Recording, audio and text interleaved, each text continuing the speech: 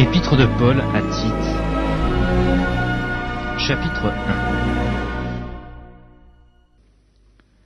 Paul, serviteur de Dieu et apôtre de Jésus-Christ pour la foi des élus de Dieu et la connaissance de la vérité qui est selon la piété, lesquels reposent sur l'espérance de la vie éternelle, promise dès les plus anciens temps par le Dieu qui ne ment point, et qui a manifesté sa parole en son temps par la prédication qui m'a été confiée d'après l'ordre de Dieu notre Sauveur, à Tite, mon enfant légitime en notre commune foi.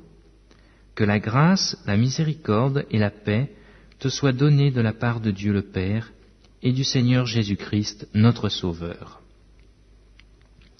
Je t'ai laissé en Crète afin que tu mettes en ordre ce qui reste à régler, et que selon mes instructions, tu établisses des anciens dans chaque ville.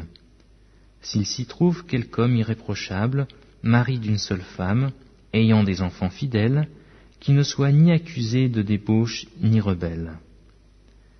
Car il faut que l'évêque soit irréprochable, comme économe de Dieu, qu'il ne soit ni arrogant, ni coléreux, ni adonné au vin, ni violent, ni porté à un gain déshonnête, mais qu'il soit hospitalier, ami des gens de bien, modéré, juste, saint, tempérant, attaché à la vraie parole telle qu'elle a été enseignée, afin d'être capable d'exhorter selon la saine doctrine et de réfuter les contradicteurs.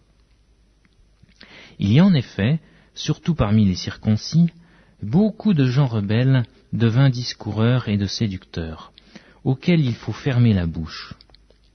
Ils bouleversent des familles entières, enseignant pour un gain honteux ce que l'on ne doit pas enseigner.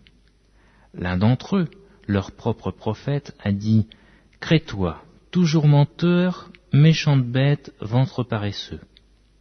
Ce témoignage est vrai.